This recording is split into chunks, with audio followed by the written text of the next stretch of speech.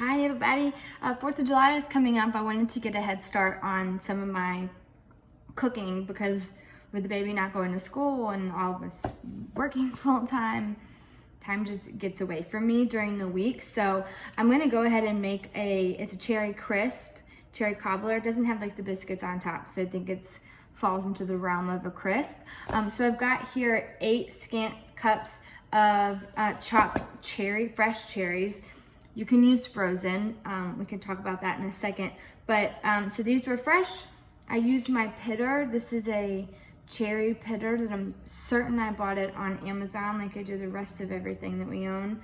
And so I pitted those, and then I just halved them mostly so they were all uniform. You could probably leave them whole if like that's what you're vibing with today. I've got a toddler in the house, so I get worried about things lodging in his throat. So I went ahead and I just diced them, or I chopped them, didn't dice them. Okay, so to this I'm adding coconut sugar. This is what I use. So this is 3 tablespoons of coconut sugars right over the cherries. I've got 2 tablespoons of arrowroot powder. This is what it looks like, Bob's arrowroot powder. This is what's gonna thicken the mixture once it starts baking in the oven. So also I have the oven on 350. By the way, oh, it didn't all get out. Let's see. Okay. All right. So to that, I'm gonna do, this is 1 tablespoon of freshly squeezed lemon juice, and I went ahead and I zested it as well because it just gives it that extra zing and it just punches that flavor up a smidge. Okay, so that's that. I'm just double checking my recipe over to the side. So that's it. I mean, does it get more simple? I don't think it does. Okay, so I'm just gonna toss all of that together. I like to use coconut sugar because it has a lower glycemic index than just regular sugar. And I'm also of the mind, like if you have fresh, oh look, cherries are jumping out of my bowl. I'm also of the mind that if you have really fresh in-season fruit, it's gonna be sweet enough as it is. Like I just don't feel a need to add like a whole bunch of sugar. It definitely will elevate the flavor. You just don't have to go and like add a cup of sugar like a lot of recipes will tell you to do. I'm gonna put this over to the side and I'm gonna grab my pan here. So I went ahead and I greased this pan. This is equivalent to like a 9x13, but it's an oval, so it's not necessarily called that. This is a lot of cherry. As I pick this up again, it's a lot. So I'm just gonna go through and I'm just gonna add those. Oh yeah, oh man. Gonna add this through. I love making this for, you know, with 4th of July coming up because it feels so Americana, doesn't it? Like it just screams summertime. And I think you could really eat this for breakfast with like no ice cream on top, right? But what I like to do is right when this comes out of the oven and it's piping hot, and just put like a little bit of coconut whipped cream on top, or you could put like a cashew ice cream. The baby is really about ice cream these days. I gave him his first scoop of ice cream and he was like over the moon about it. Okay, so can you even beauty? Okay, I'm gonna put this back here to rest for a second. I'm gonna switch our view. We're just like technically advanced up in here. Okay. All right, so I've got the paddle attachment on my mixer. We're gonna do, this is the topping that's gonna go on top, right? So we've got 1.5 cups of oats.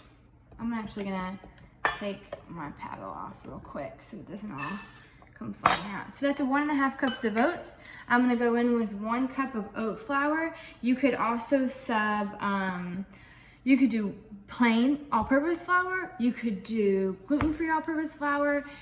I'm not sure if I would recommend a full cup of almond flour, but if you really wanted to go down that route, maybe like 3/4 cup, because it's just a little bit, it's more coarse, doesn't get as fine as like oat flour. What I wouldn't do is sub coconut flour, because coconut flour just zoop, it just pulls in the moisture of anything that it touches, and it's gonna leave you with a really dry filling. Nobody wants a dry cherry filling. Okay, so to this, I'm gonna do half a teaspoon of salt. Okay, just right in. I'm gonna do 1 teaspoon of vanilla extract. And that's gonna go right in. All right. Half a cup of our trusty coconut sugar. Half a cup right in. A tablespoon of maple syrup. Just sweeten it up a little bit, right? Like I said, I don't want it to be overpowering sweet because I want to be able to eat this for breakfast if I so please. Okay, are you ready for this?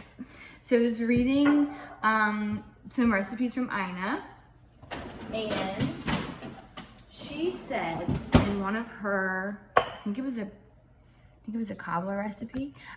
So a cobbler typically has cold butter in it, and it's like biscuits on top, right? And like we all can realize that in a biscuit, the frozen butter, the water around it evaporates and it becomes like super flaky. But it's gonna come right now. Okay, this is a half a cup of ghee that I put into the freezer, and it just like popped out of here as if it knew I was recording. So what I'm gonna do is I'm gonna like dice it up in like little cubes, and then I'm gonna turn on the mixer. Be really careful. This is slippery. You're probably getting nervous out there watching me.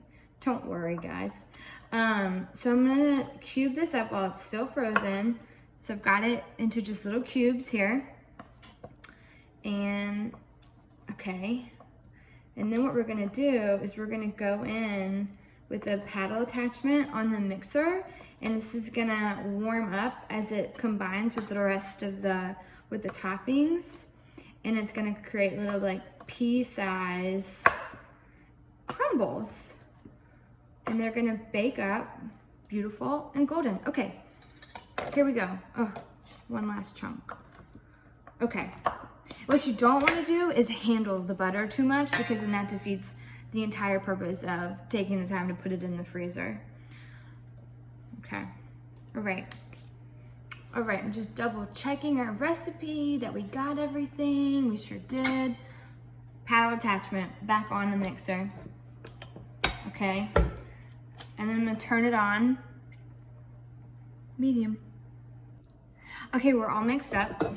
I'm just gonna pull this off and you can see it. So my butter this time, it actually stayed much larger than I really wanted it to. So don't fret. I'm gonna grab my dough cutter, right? I think that you probably saw me make tuna salad last time I used it. But what you can do, like if it doesn't crumble up, you just take it and you just work your dough a little bit, and it'll just break up some of those larger clumps, which, listen, the larger clumps is fine. It's like, it's butter, who cares? It's gonna melt and it's gonna make everything so golden and like super rich. You could certainly use coconut oil in this recipe, but I was feeling indulgent, so I went for ghee this time. But you could certainly just do melted coconut oil and put it in right into your oat flour mixture. So I'm just gonna go ahead, I'm gonna just spread this evenly. And what I don't wanna do, again, is use your hands, because you're gonna melt the butter in your hands, and you will have spent 30 minutes getting frozen butter only to defeat the purpose, guys. Don't do it. What I love most, like, I was talking a big game, loving the fresh cherries, which don't get me wrong, I do. But what I really love is like super hot, there's a little chunk down there, is super hot, crispy oats with like super cold whipped cream, coconut whipped cream, because The other has dairy derivatives, so I can't eat that. But I should mention that this recipe is, it's super healthy. Like, there's no gluten in it. There's no refined sugar in it. You should not feel any way guilty about eating this for breakfast, like I would be doing. And I think the baby is actually gonna really love this recipe as well. He's been so unstable with his eating lately. I never know what he's gonna do, but I do think he's gonna like this. All right, what do you think?